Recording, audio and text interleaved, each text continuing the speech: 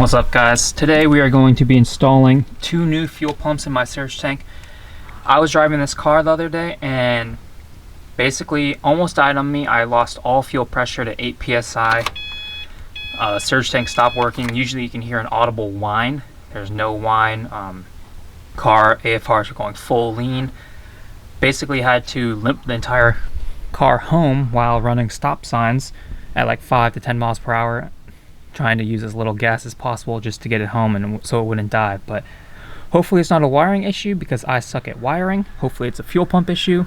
At Sonoma, I let the tank, I went out a fourth of the tank and I basically came off completely empty. So hopefully, or not hopefully, what I think I did was I burned the pump out and it's just been overworking itself and finally gave out.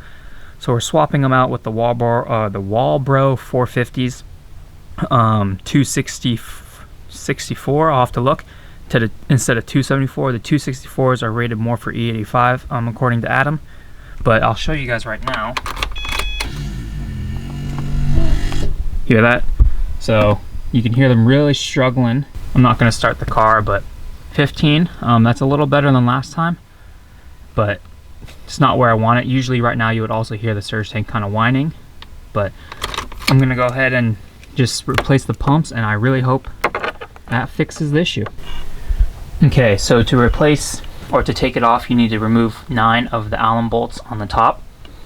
This whole thing will come off. I'll be very careful.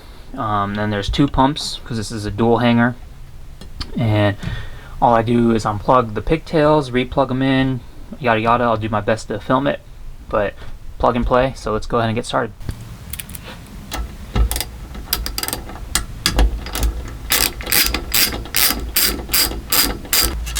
Alright, there's 1, 8 more to go. All 9 Allen key screws are off. I'm kind of looking at this to see the best way to take it off because the wiring. I might have to unplug some things. And that's why I wear gloves, because this is full of fuel. Yeah, that's just leaking out. Alright, I need some towels.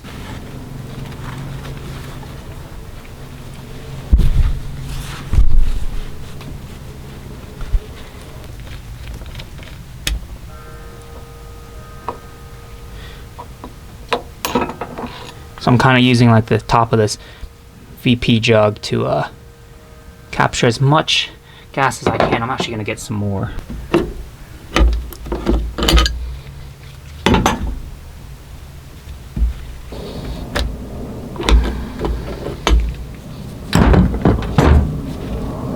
Loose. There we go. Okay.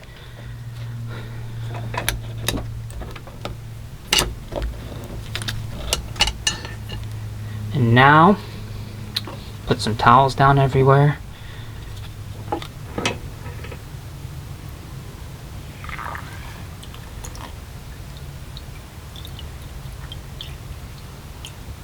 Here are the pumps. Alright, you guys can kind of see what I was working with. A bunch of towels, some Tupperwares. Go ahead, put the pumps. I need another towel. Now what I got to do is we take off the filter, we undo this so the pump's going to come out, and then here are the pigtails that we unplug and plug in the 2 new pumps.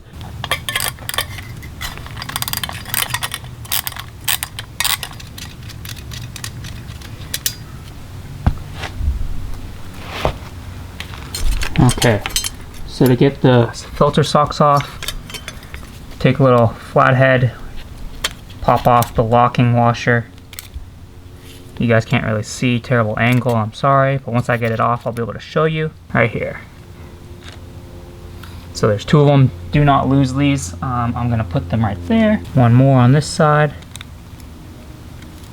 And then, I don't know if you guys can tell, but this right fuel filter, sock, whatever you want to call it,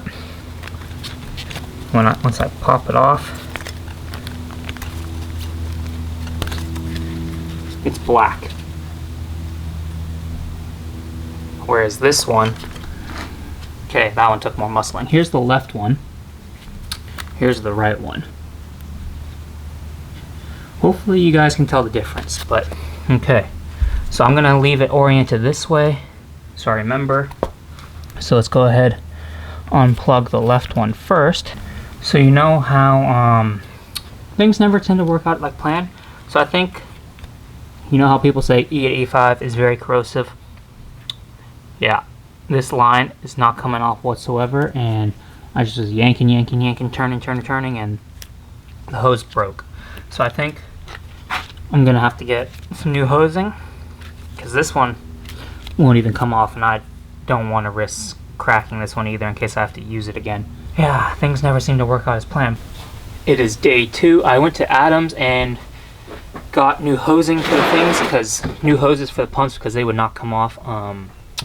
Yeah, so we cut those up, redid everything, and so now it's time to drop it back in and plug it all up, test it, make sure it works. So here it is. Let me show you guys. Got new pumps on with new fuel socks. Everything's all good. Fingers crossed that this fixes the issue.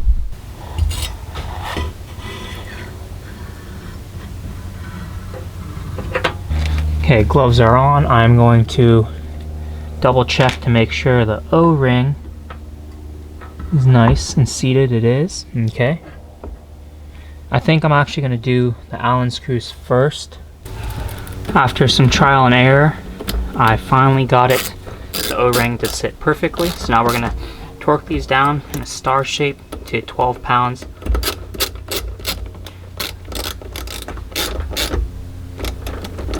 Go ahead, plug in the Hobbs switch first, or the wiring connectors. Just doing everything hand tight first. And then we'll go ahead and torque all these things down too. Now I'll plug in the in and out, or pump 1, pump 2. That's still leaking a little bit of fuel.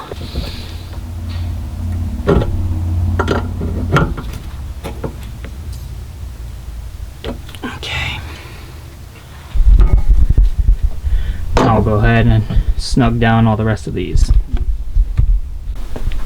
Now if everything is snugged up, we should be able to get some fuel pressure. So let's go ahead, start it up, or prime it first. I'm gonna leave you guys back here to start, so in case anything does leak, I'll be able to see on camera. All right, here we go.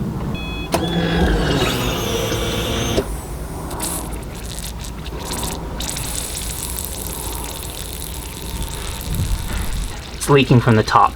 I gotta plug that down, but we have fuel pressure, guys. So for comparisons, when I did the first little startup, it was only 15, I believe, or 18 pounds of pressure for fuel, and that time it shot all the way up to 40. So just got to tighten down this main one. And okay, it's been about 3 days since I last tackled the surge tank issue. So I ran into a ton of issues. The first being the fuel sock being completely dirty, but luckily Brian at AA Motorworks had an extra, so I was able to get that. Fuel pumps work. The instant I primed it, fuel pressure was amazing, but then I heard the leaking, as you guys saw, and that's due to the top, I forget the exact name of it, but it's the top of the surge tank that like has all the wiring pins. So the Hobbs switch and all that for the surge tank. And over time, I guess the plastic wears down. There's 2 little notches that's supposed to slide in, and you do a half turn and it clicks in place. Well, that's why I can't get it to seat properly, is because those notches are completely gone. And if you look on Radium's website, Radium has actually ditched that design and went with a full metal like thread style. So I think maybe other people had the same issues as I'm having, and that's why they completely ditched that idea and went with something new. But anyways, I contacted Radium, and they either said I have to get the new surge tank set up, which isn't cheap, or I just have to buy the part. So I mean, whatever, it's $70. I had to buy a new part, but it would have been awesome or cool if Radium was like, oh yeah, we know about this issue, and they sent out a new part. But it's okay, it's whatever. anyways, yeah, so that's what I gotta do. And if you're staying to the end of the video, I know my viewership and all blah blah blah is down, but I haven't posted anywhere about this. Apex Wheels has actually reached out to me. Huge thanks to Eric, Tangerine STI, or EHP Racing now. He runs Apex Wheels on his STI, and they actually need 5x100 wheels, or they came out with 5x100 wheels, and they need someone to test fit them. And hopefully I get a set. That'd be awesome to run. So possibly in the future, I will be selling the ambits probably for a decent like $400 or $500. I can either leave them gunmetal gray, which they are right now, plasti dipped, or you can get them blue. They will not come with tires. 18x9, 35 offset, 5x100. So if you are interested in those ambits and you want to lock in a deal, please let me know. But super stoked about that. And then, like I said, Apex Wheels, and yeah, I might be doing a battery relocation kit, so putting it in the rear with a kill switch. But there's a lot of things in the works right now. But the first thing foremost is get the surge tank fixed, and hopefully this is the last issue I run into with it, because my car's been down for a while. But 2 more days of summer school work and I'm a free man. Finish this off, I'm going to end this video and go ahead and start editing, and hopefully you guys will see this either on Friday or Saturday. But peace.